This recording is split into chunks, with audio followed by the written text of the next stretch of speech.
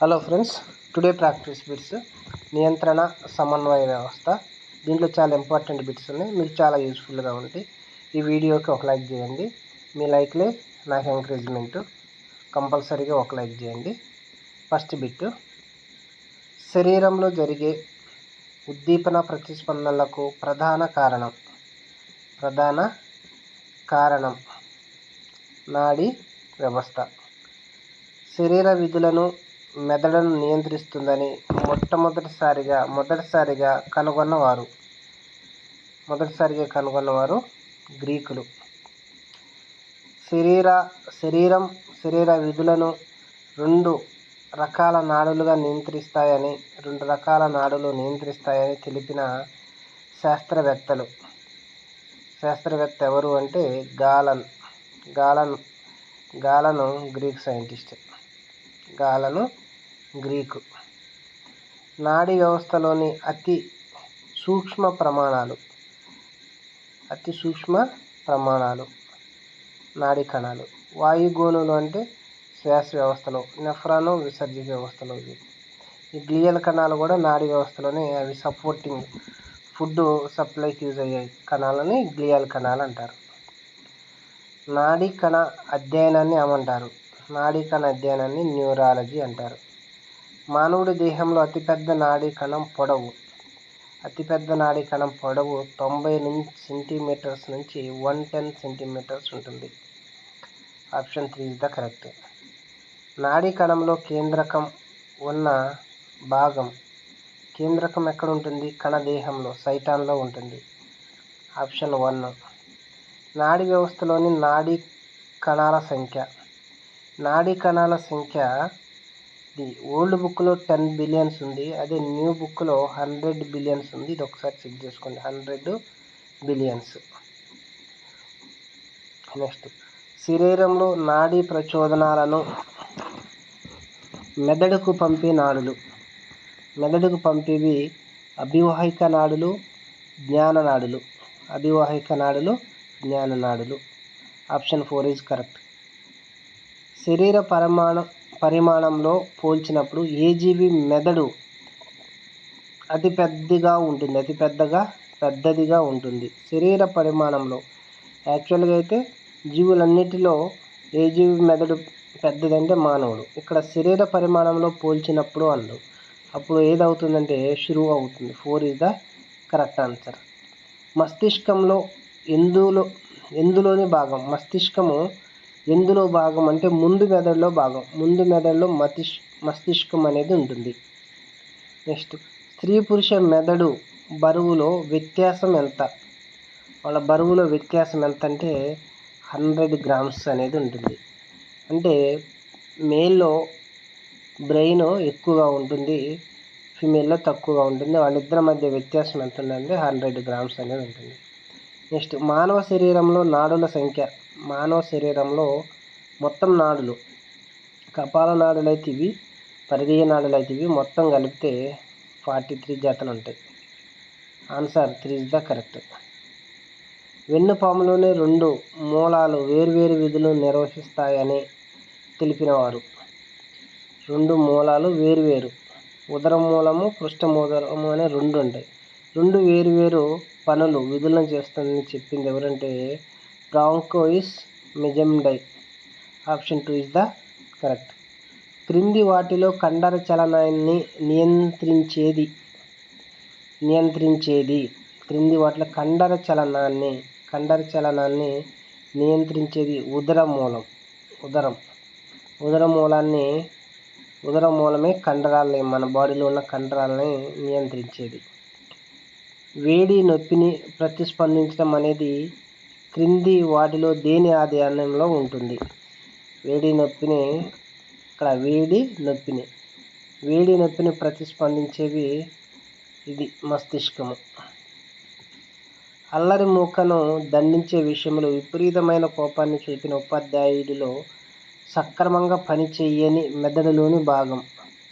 అల్లరి మూకలు అంటే భావోద్వేగాలను నియంత్రించేది డైఎన్సెఫలాన్, అది ద్వారబంధం. కాబట్టి దీని ఆన్సరు ద్వారబంధం.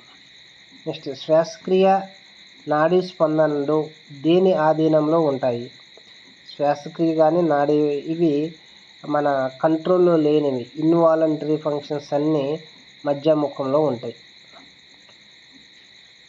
నెక్స్ట్ శరీరంలోని కపాలు నాడుల సంఖ్య. శరీరంలో కపాల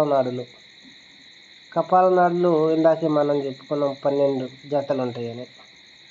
లైంగిక అవయవాలను ఉత్తేజాన్ని తగ్గించే నాడులు సహానుభూత నాడులు, పెంచేవి సహానుభూత పరనాడులు. నెక్స్ట్ హృదయ స్పందన వేగాన్ని తగ్గించేది. హృదయ స్పందన వేగాన్ని పెంచేది ఏంటిది? యాక్చువల్గా హృదయ స్పందన వేగాన్ని పెంచేది సహానుభూత, మరి తగ్గించేది అన్నప్పుడు దానికి వ్యతిరేకంగా సహానుభూత పరనాడీ వ్యవస్థ. నెక్స్ట్ మానవుడి మెదడు బరువు. మానవుడి మెదడు బరువు అంటే ఇది 1400 గ్రామ్స్. అదే మేల్లో అడిగితే 1375, ఫిమేల్ అయితే 1275. డిఫరెంట్ 100 ఇందాక వచ్చినటువంటి బిట్ డిఫరెంట్. క్రింది వాటిలో మెదడు అధ్యయనం ఏది? మెదడు అధ్యయనాన్ని మనం దేనిగా చెప్తామంటే క్రీనాలజీని మెదడు అధ్యయనం అంటాం. మానవుడి శరీర బరువులో మెదడు బరువు శాతం 2%, ఆక్సిజన్ వినియోగించుకునేది 20%. దృష్టికి మూలమైన లంబిక. దృష్టి మూలానికి ఇది మధ్య మెదడులో ఉండేటువంటి లంబికలు ఆక్సిపెటాల్. వెన్నుపాము బరువు 30 గ్రామ్స్. 30 గ్రామ్స్. కప్పలో మెదడును తొలగించినప్పటికీ ఇది బతికి ఉంటుందని గమనించింది ఎవరు? మెదడును తొలగించినప్పటికీ వెన్నుపాము ఉంది కాబట్టి కప్ప కదలికలన్నీ చూపిస్తుంది. దీన్ని గుర్తించింది ఎవరంటే లియోనార్డో డావిన్సీ, స్టీఫెన్ హేల్స్. దీన్ని కోడ్ మీరు హెచ్డి అని పెట్టుకోండి. హెచ్డి. హెచ్ అంటే హేల్స్, డి అంటే da Vinci. Option 4 is the correct. వెన్నుపాము ఆకారం హెచ్ ఆకారం. ఆకలి, దప్పిక అనేవి దేని ఆధీనంలో ఉంటాయి?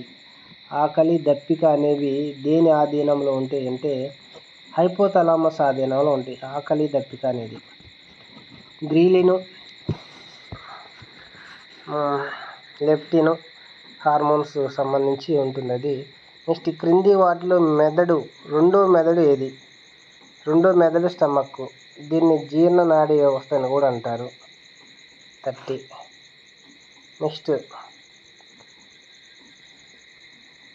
మద్యం తాగిన వ్యక్తి తూలుతూ కూడా తన ఇంటికి సరిగా చేరితే అతడి మెదడులో సక్రమంగా పని చెయ్యని భాగం ఏ భాగం? అనుమస్తిష్కం. అనుమస్తిష్కం అనేది సమతా స్థితిని కాపాడుతుంది. అది లేకుంటే తూలి కింద పడిపోవడం జరుగుతుంది. మెదడులో కాడ ద్వారా అతికి ఉండే భాగంలోని గ్రంథి ఏ గ్రంథి ఉంటుంది? పీయూష గ్రంథి ఉంటుంది. నాడీ ప్రచోదన వేగం 100 మీటర్/మినిట్స్. నెక్స్ట్ ఒక నాడీ కణం వేరొక నాడీ కణం ఆక్సాన్తో కలిపే భాగం సినాప్స్. క్రింది వాటిలో మెదడు చుట్టూ ఉండే పొరల పేరు కానిది. మెదడు చుట్టూ ఉండేదాన్ని ఫ్లోరా అంటాం. ఫ్లోరాలో ఈ లౌతికల, మృద్వి, అదేవిధంగా వరాసి అనేవి ఉంటాయి. లేనిది ఏంటంటే ఫ్లోరా. ఈ ఫ్లోరా దేనికి ఉంటుంది? అది లంగ్స్కి ఉంటుంది. నిరుపేద కుటుంబంలో జన్మించిన ఒక వ్యక్తి గ్రూప్ 1కు ఎంపికై సన్మాన సభలో తన పడిన కష్టాలను మరిచి చిన్న పిల్లాడిలా ఏడిస్తే అతడి మెదడులోని సరిగా పనిచేయని భాగం. దీనికి మీ ఆన్సర్ ద్వారగోర్ధం. ఎందుకంటే ఈ భావోద్వేగాలు అనేవి ఎమోషన్స్ దేని ఆధీనంలో ఉంటాయి అంటే ద్వారగోర్ధంలో ఉంటాయి. అది ఏడుపు అనేది ఒక ఎమోషన్ కాబట్టి దానికి ద్వారగోర్ధం ఆన్సర్. మెదడు తీసుకునే ఆక్సిజన్ శాతం 20% తీసుకుంటుంది. గ్రాణలంబికలున్న మెదడులోని భాగం. గ్రాణలంబికలు అంటే స్మెల్కు ఉపయోగపడేవి ఎక్కడుంటాయి? ముందు మెదడులో ఉంటాయి.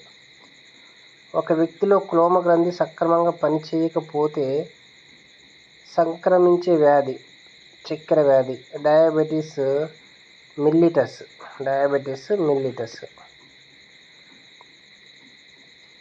ఇన్సులా అనేది ఏ భాష పదం అంటే లాటిన్ పదం.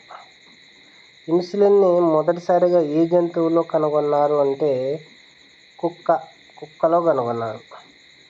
ఒక వ్యక్తిలో మూత్రాశయం సడిలిందంటే అతడిలో పనిచేసే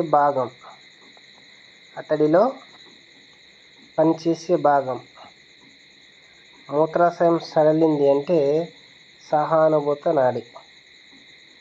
పరీక్షలో ఫెయిల్ అవ్వడానికి కారణాలు విద్యార్థి వెతికితే అతడి మెదడులోని పనిచేసే భాగం మస్తిష్కం అనేది దానికి ఆన్సర్. శరీర ఉష్ణోగ్రతను క్రమబద్ధీకరించి మెదడులోని కేంద్ర భాగం ఉష్ణోగ్రతను క్రమపరిచేది ద్వారగోర్ధమే. మెదడు చుట్టూ ఉండే పొరల సంఖ్య ఇందాకే మనం చెప్పుకున్నాం, ఇవి 3 ఉంటాయని. వాటికి కోడ్ కూడా PAD pad, pia mater, arachnoid mater, dura maters, ఇవి దానికి కోడు. నెక్స్ట్, మెదడు బయట వైపు ఏ రంగులో ఉంటుంది? మెదడు లోపల వైపు తెలుపు రంగులో ఉంటుంది, బయట వైపు బూడిద రంగులో ఉంటుంది. మైలిన్ తొడుగు ఏర్పాటు చేసే కణాలు, మైలిన్ తొడుగును ఏర్పరిచేవి స్వాన్ కణాలు. గ్లియల్ కణాలు దేనికి యూజ్ అవుతాయి అనుకున్నాం? ఇవి న్యూట్రిషన్కి యూజ్ అవుతాయి. నెక్స్ట్, ప్రతి వ్యక్తిలోని 20 ఏళ్ల తర్వాత ఎన్ని నాడీ కణాలు క్రియారహితం అవుతాయి అంటే దగ్గరగా 20,000. 20 అది ఏళ్ళు, ఇది వేలు. ఈ బిట్స్ మీకు యూజ్ఫుల్ అనిపిస్తే తప్పకుండా ఒక లైక్ చేయండి. నెక్స్ట్, లాస్ట్ బిట్, ఈ క్రింది వాటిలో మెదడుకు సంబంధించని వ్యాధి పెక్టోరిస్. మెదడుకు సంబంధించినది, ఎందుకంటే ఇది బ్రెయిన్కి సంబంధించింది, బ్రెయినే ఇవి మాత్రమే సంబంధించినది. ఇవి ఫ్రెండ్స్ మీకు యూజ్ అవుతాయి అనుకుంటున్నా. కంపల్సరీ ఒక లైక్ చేయండి. Thank you.